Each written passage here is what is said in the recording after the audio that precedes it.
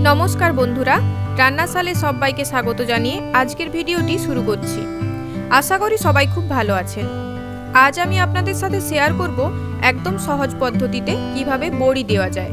डाल भेजानो थेके बड़ी देওয়া पर्यन्त सम्पूर्ण पद्धति आपनादेरके आज देखाबो। साथेई बड़ी देওয়ার बेश किछु टिप्स एबं ट्रिक्सও शेयर करब। ताई बंधुरा भिडियोटा स्किप ना करे पुरोटा देखते थाकुन। आशा करी आपनादेर पुरो भिडियोटाई भालो लागबे।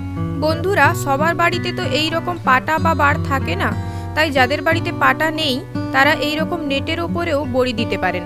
এই নেটের ওপর বড় বড়ি, ফুল বড়ি, নকশা বড়ি সব রকম বড়ি দিতে পারেন।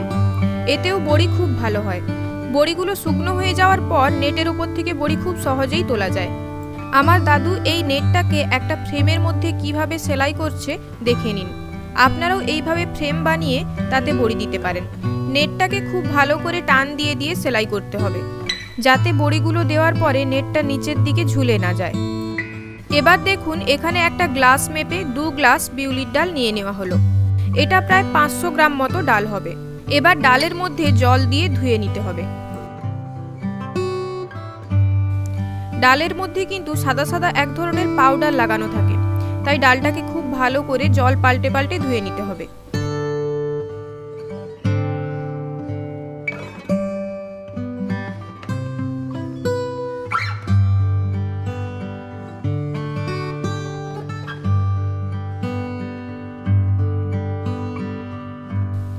এখন ডালটা 2-3 বার মোটামুটি ধুয়ে ভিজিয়ে রাখা হলো।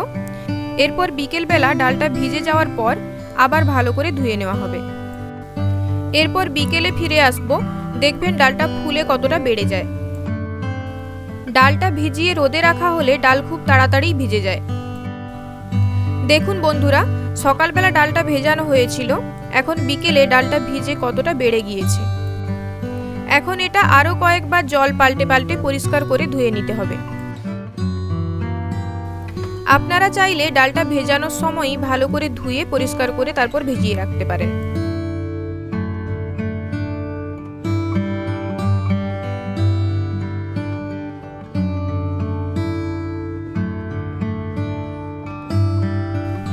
এটা ভালো করে ধোয়া হয়ে গেলে এর মধ্যে থেকে কালো কালো ডালগুলো বেছে নিতে হবে।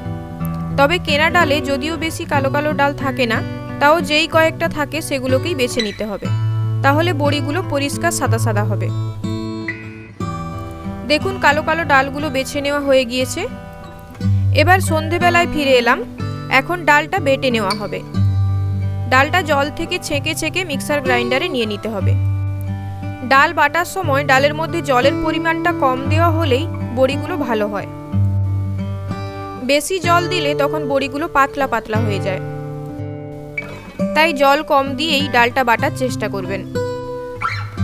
একটু থেমে থেমে ডালটা বাটবেন, না হলে মিক্সার গ্রাইন্ডারটা খুব গরম হয়ে যায়। দেখুন ডালটা খুব সুন্দর একদম মিহি করে পেস্ট করা হয়ে গিয়েছে। এবার ডালের পেস্টটা একটা পাত্রে নামিয়ে নিচ্ছি। এইভাবেই পুরো ডালটা আমাদের বেটে নিতে হবে। পরের দিন সকালে চলে এলাম। এখন ডাল বাটাটা ফেটে নেওয়ার পালা। অল্প অল্প করে ডাল নিয়ে ফেটানো হলে ডালটা খুব তাড়াতাড়ি ভালো করে ফেটানো হয়ে যায়, তাই অল্প অল্প ডাল নিয়েই ফেটানোর চেষ্টা করবেন।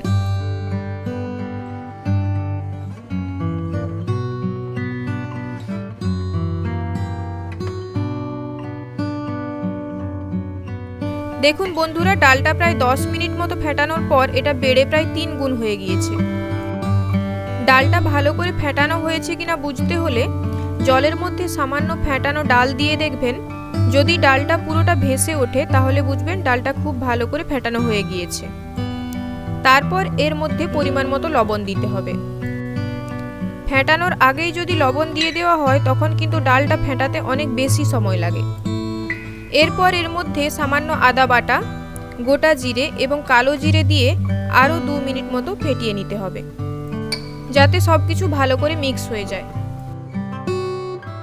এখানে দেখুন বড়ি দেওয়ার জন্য নেট দিয়ে যে ফ্রেমটা বানানো হয়েছিল সেই নেটের উপর এখন দাদু ভালো করে তেল লাগিয়ে দিচ্ছে। বড়ি দেওয়ার আগে আপনি যে পাত্রেই বড়ি দেন না কেন, সেটা থালা হোক বা নেট বা পাটা বা কলা পাতা, তার উপর খুব ভালো করে তেল লাগিয়ে নিলে বড়ি শুকনো হয়ে যাওয়ার পর খুব সহজেই তোলা যাবে। এবার দেখুন এখানে আমি বড়ি দেওয়ার একটা এই রকম চোঙ নিয়েছি। এই চোঙটা দিয়ে নকশা বড়ি দিলে বড়িটা প্রথমে পাতাও হয়ে যাবে আর তার উপর নকশাটাও দেওয়া হয়ে যাবে। তবে আপনারা যদি চান তাহলে প্রথমে একটা বড় মুখের চোঙ নিয়ে সব বড়ি প্রথমে পেতে তারপর সরু চোঙ দিয়ে নকশাটা করতে পারেন। আমাদেরও আগে সেইভাবেই বড়ি দেওয়া হতো, তবে তার থেকে আমার এইভাবে বড়ি দিলেই বেশি সুবিধা হয়, একসাথে পুরো বড়িটাই দেওয়া হয়ে যায়। অনেকে অনেক রকম পদ্ধতিতেই নকশা বড়ি দিয়ে থাকেন। যেমন আমাদের বাড়িতেই ঠাকুমণি আগে আগে বড়ি দিত কিভাবে জানেন?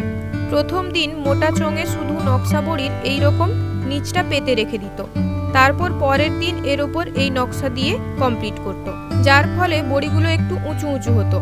আসলে কি বলুন তো, আগে আগে তো ডাল সবাই শিল নোড়াতে পারত, তাই তখন ডাল বাটার সময় জল কম লাগতো আর বড়িগুলো উঁচু উঁচু হতো এবং বড়ির নকশাগুলোও সুন্দর বোঝা যেত।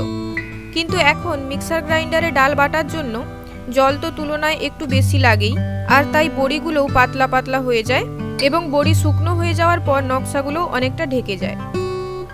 বন্ধুরা, আমার এই নকশা বড়ির ডিজাইনগুলো আপনাদের কেমন লাগছে অবশ্যই কমেন্ট করে জানাবেন। আপনাদের এই সুন্দর সুন্দর কমেন্ট আমার উৎসাহ অনেক বাড়িয়ে দেয়। এর আগেও আমি আমার এই চ্যানেলে অনেকগুলো বড়ির ভিডিও আপলোড করেছি, সেগুলোতেও আমি অনেক নতুন নতুন নকশা বড়ির ডিজাইন দেখিয়েছি। আপনারা ভিডিওগুলি যদি এখনও না দেখে থাকেন তাহলে দেখে নিতে পারেন। ভিডিওর লিংক আমি ডেসক্রিপশন বক্সেও দিয়ে দিয়েছি। ভিডিওগুলো ভালো লাগলে লাইক করে দেবেন এবং প্রচুর প্রচুর শেয়ার করবেন। বন্ধুরা, যদি খুব ভালো রোদ হয় তাহলে বড়ি যেদিন দেওয়া হয় সেই দিনই শুকনো হয়ে যায় এবং সেই দিন বিকেল বেলায় বড়িগুলো পাটা থেকে বা নেট থেকে সহজেই তোলা যায়। কিন্তু রোদ যদি হালকা হয় তাহলে বড়িগুলো শুকনো হতে 2 দিন সময় লেগে যায়। যেমন আজ সকালে বড়ি দিলেন, তারপর কাল সকালে বড়ি রোদ খাওয়ানোর পরে বিকেল বেলা বড়িগুলো পাটা থেকে তোলা যাবে। পাটা বা নেট থেকে বড়িগুলো তোলার পরেও 2 থেকে 3 দিন বড়িগুলো রোদে দিতে হবে, তাহলে বড়িগুলো খুব সুন্দর ফলকা হবে এবং আপনি বড়িগুলো বহুদিন পর্যন্ত সংরক্ষণ করে রাখতে পারবেন। বন্ধুরা, এর পরেও আমি আরও অনেক নতুন নতুন ধরনের বড়ির ভিডিও তো নিয়ে আসবই এবং তার সাথে আরও অনেক নতুন নতুন রেসিপিও নিয়ে আসব, আর সেগুলো দেখার জন্য চ্যানেলটা সাবস্ক্রাইব করে পাশে থাকবেন এবং পাশে থাকা বেল আইকনটি প্রেস করে নিন যাতে আমার সমস্ত নতুন ভিডিওর নোটিফিকেশান আপনার কাছে পৌঁছে যায়। আজকের ভিডিওটি ভালো লেগে থাকলে লাইক কমেন্ট শেয়ার করতে কিন্তু ভুলবেন না।